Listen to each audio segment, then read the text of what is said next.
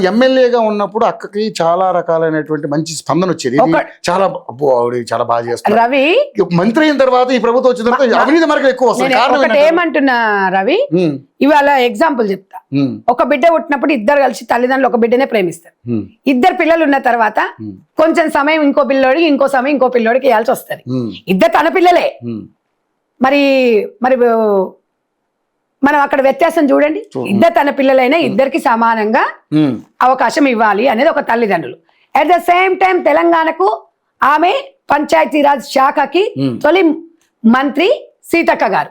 మరి అక్కడ అవకాశాలు ఇవ్వాలా ఇవ్వద్దా, వాళ్ళకి సమయం ఇవ్వాలా ఇవ్వద్దా? మరి ఇవ్వాలన్నప్పుడు ఇక్కడ కొంచెం గ్యాప్ వస్తుంది కదా. ఆ గ్యాప్ను మీరు ఎందుకు అర్థం చేసుకోలేకపోతున్నారు?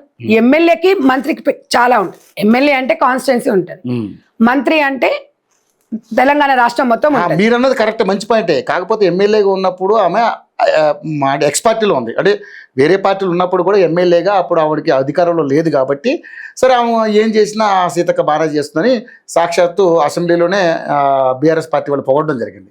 ఈరోజు మంత్రి అయింది ఆవిడ. మంత్రి అయిన తర్వాత అవినీతి మరకలు వస్తున్నాయి. దీని మీద ఎందుకు వస్తున్నాయి చెప్పనా? ఇవాళ సీతక్క మంత్రి అవుతుందని వాళ్ళు ఊహించలే. రెండు శాఖలకు ఆమె న్యాయంగా చేస్తుంది కాబట్టి ఇంకా మేము ఏం చేయాలి, ఇంకా ఏం లేవు, అన్ని సీతక్క చేస్తుంది అంటే ఏం చేయాలి? బట్ట కలిసి మీద వేయాలి అంతే తప్ప సీతక్కతో నేను ఒకటే చెప్తున్నా, సీతక్క చేసిన పనిలో మీరు పోటీ పడండి. మీరు ఉట్టి మాటలు మాట్లాడడం టైం వేస్ట్ మీకు. నేను అనేది ఏంటంటే ప్రజాస్వామ్యంలో ప్రజల వద్దకు మీరు వెళ్ళండి. ఆమె ప్రజల వద్దకు వెళ్తుంది. ఇక్కడ సంక్షేమ పథకాలు, ఇక్కడ ఈ రోజు ఇక్కడ మీటింగ్ పెడుతుంది, ఈ రోజు ఇక్కడ అంటది, ఇంకో రోజు ఇంకో జిల్లా అంటది. ఏ టైం దొరికినా ములుగు ప్రజలకు అంకితం. కాకపోతే ఈ మధ్య సీతక్కతో పాటు వాళ్ళ పిఏ మీద కానీ వాళ్ళ కొడుకు మీద కానీ అవినీతి మరకలు, ఇసుక దందాలు చేస్తున్నారు, రకరకాల మాటలు. నైనా ఒకటి సీతమ్మ వారి మీదనే నిందలేసిరు, సీతక్క ఎంత చెప్పండి, అవునా కదా? సో నేను అనేది ఏంటంటే ఎప్పుడైనా పళ్ళున్న చెట్టుకు రాలేస్తారు. అది పెద్దగా సీతక్క ఎప్పుడు అంటే నిప్పు లేని పొగ అనేది వీళ్ళు అమ్మ నిప్పు లేకుండా కూడా వీళ్ళు ఆడ తీసుకొచ్చి కూడా పొగ పెడతారు. ఎందుకు అని అంటే వాళ్ళకి వేరే పని లేదు కదా. వేరే పని ఉంటేనేమో విమర్శించరు. మరి నేను సీతక్క శాఖ మీదనే కోడిగుడ్డు మీద ఈకలు ఎందుకు బిక్తురు వీళ్ళు? మీ నాయకులు గతంలో ఎంత అవినీతి చేసిర్రు. మరి సరే సీతక్క చేయలేని పని మీరు చేసి చూపించండి. మీరు ఎందుకు చేయలేదు? ఇప్పుడు పక్క రాష్ట్రంలో ఇంటర్వ్యూలో 20 మార్క్స్ మరి మన దగ్గర 10 మార్కులు అంటే దాంట్లో సీతక్కకు అవినీతికి ఎక్కడన్నా ఉందా?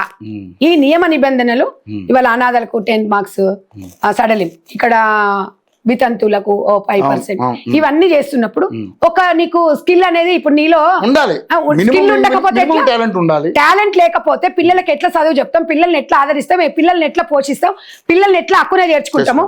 ఓపిక అనేది మన ఇద్దరు పిల్లల తల్లి ఓపిక ఉండాలి. అంగన్వాడీ టీచర్ ఓపిక ఉండాలనే స్కిల్ గురించి పెట్టిండ్రు.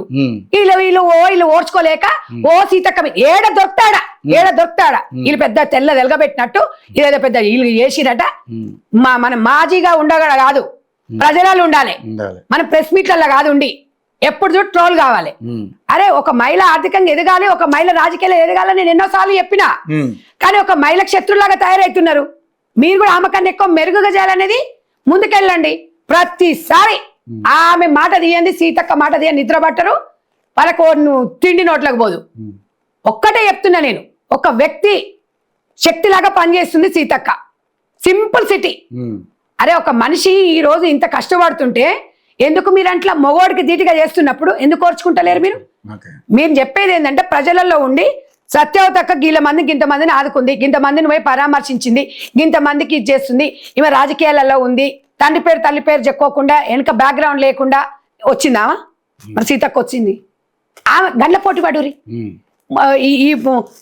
ఇప్పుడు వర్షాలల్లో ఇంత నోతు నీళ్ళు వస్తాయి, గోషి కట్టుకొని పోతుంది. ఏమని కట్టుకోమని గోషి? నేను అనేది ఏం చెప్తున్నా, ఇలా ఒక మొత్తం ఇట్లా సింగులు చెప్తుంది అక్క, ఇట్లా స్టైల్ గా ఇట్లా ఈలలాగా ఏమన్నా ఉంటదా? సింపుల్ గా మొఖాన్ని పౌడర్ కూడా అయ్యదు. అరే గింత ఓర్చుకోరా మీరు? గింత ఓర్చుకోకుండా ఆమె చేసే పనుల మీద నాకు ఎందుకు, నేను ఇంత అక్క అని అన్నప్పుడు ఎందుకు స్పందిస్తా అంటే నేను ఆమెను ఆదర్శంగా తీసుకున్నా. ఒక ఉక్కు మహిళ ఆమె టీడీపీలో ఉన్నప్పుడు కానీ ఆమె గతంలో ఎక్కడున్నా కూడా ఆమె జీవిత చరిత్రని నేను ఆమె జీవితాన్ని నేను ఒక ఆదర్శంగా తీసుకుంటా. అవును, ఒక మంచిని తీసుకుని మంచిని తీసుకుంటా. ఆమె చెడు ఎవరికి చేయలేదు, కానీ ఇవాళ మనం ఆమె గురించి ఒక మంచిగా చెప్పుకోవాలి. ఇవాళ పార్టీలకు ఖచ్చితంగా సీతక్క అంటే ఇష్టపడతారు. సీతక్క అంటే చాలా అవును. అసలు ఆమె ప్రమాణ స్వీకారం స్టేజ్ మీదకి పిలిచినప్పుడు కానీ ఆ స్పందన, మరి మా సత్యవతక్క పేరు పిలిస్తే ఓళ్ళు బరకారు. అసలు సత్యవతక్క అంటే ఎవరో తెలియదు చాలా మందికి. ఎందుకక్క విమర్శలు ఎందుకు చేస్తున్నారు అక్క?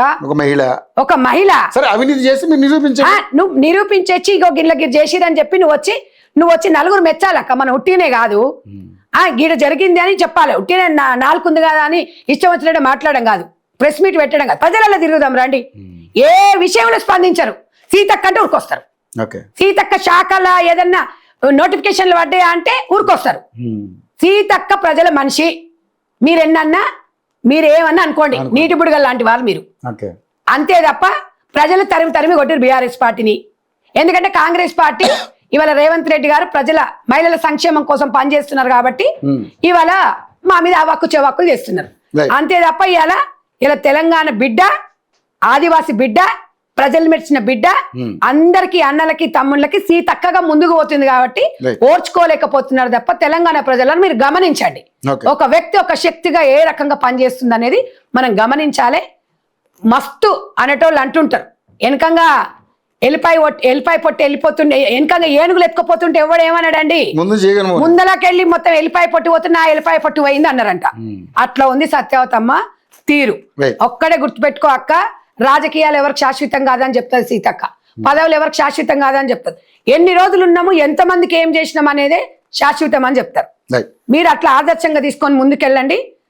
ఇంకొకసారి మీరు సీతక్క గారి మీద విమర్శలు చేసేటప్పుడు ఆధారాలు తీసుకొని రండి, ఉట్టి మాటలు మాట్లాడొద్దు.